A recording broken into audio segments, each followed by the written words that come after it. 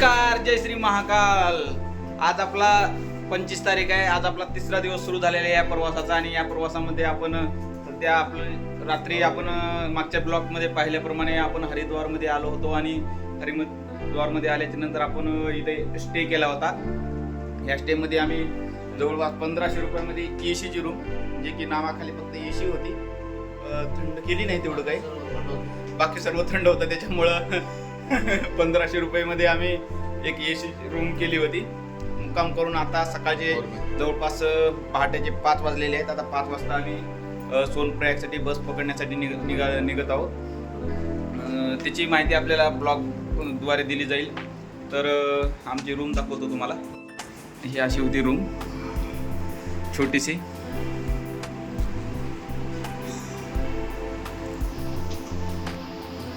आपल्या सर्वांचे लाडके अजय भाऊ.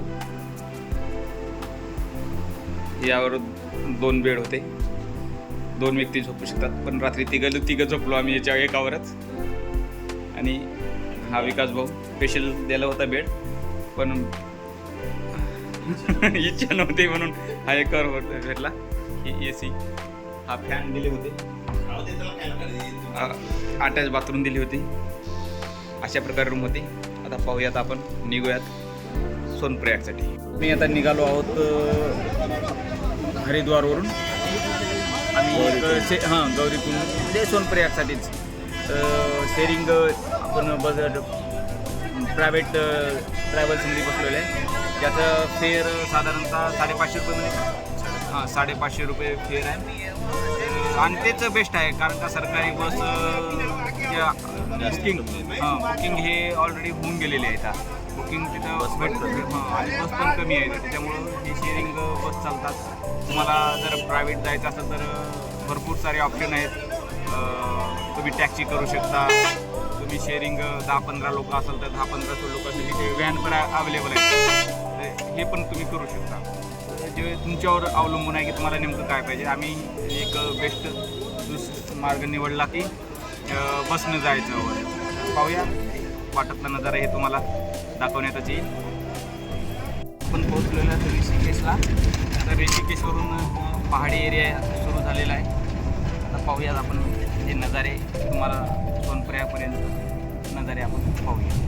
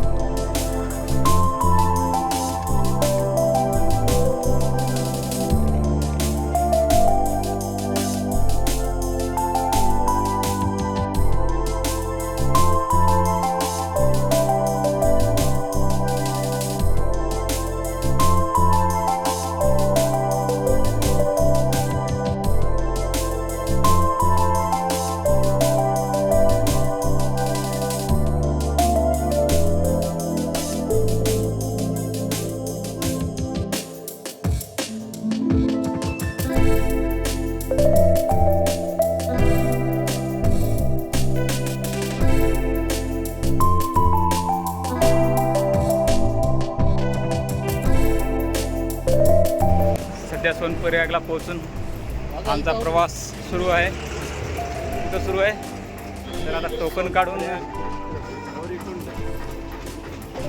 काढायचं आहे आणि टोकन काढून आता गौरीकुंडसाठी आपल्याला यात्रा करायची.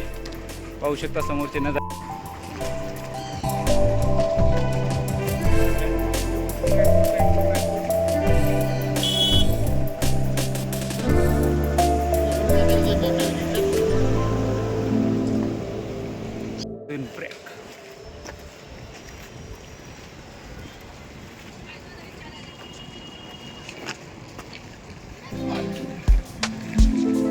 अरे हमारे हीरो साहब अरे नीचे आपलं रजिस्ट्रेशन झालेलं आहे. आपण रजिस्ट्रेशन ऑलरेडी केलं होतं, त्याच्यामुळं फक्त ऑनलाईन स्कॅनिंग केलं पोलीस डिपार्टमेंटनं आणि आपल्याला गौरीकुंडकडे जाण्यासाठी परवानगी दिली.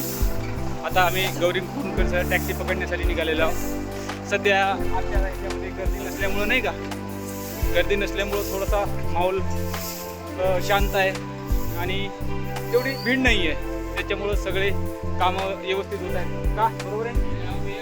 आणि पाहू की नेमकं आता आपल्याला समोर गौरीकुंडवरून जाण्यासाठी काय लागतं आहे. आपण हा ब्लॉग गौरीकुंडपर्यंत करू. त्यानंतर नेक्स्ट ब्लॉग आपला हा केदारनाथचा असेल. गौरीकुंड टू केदारनाथ आणि केदारनाथपासला काही भाग. हे असा आहे नजारा आहे सोनप्रयागचा. या ठिकाणून लागतात टॅक्सी. जेव्हा भीड असते तेव्हा या ठिकाणी वेटिंगला लागलेले असतात, त्यासाठीच हे बॅरिकेड लावण्यात आलेले आहे.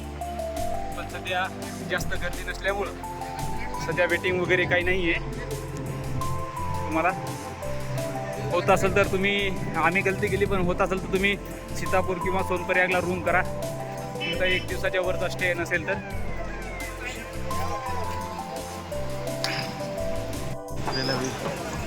आता या ठिकाणून टॅक्सी आपल्याला लागते.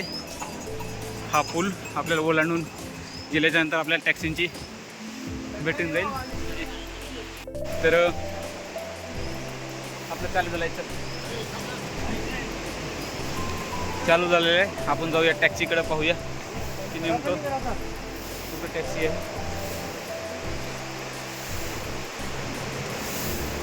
ही ज्या नदीवर आपण आहोत ती मंदाकिनी नदी आहे.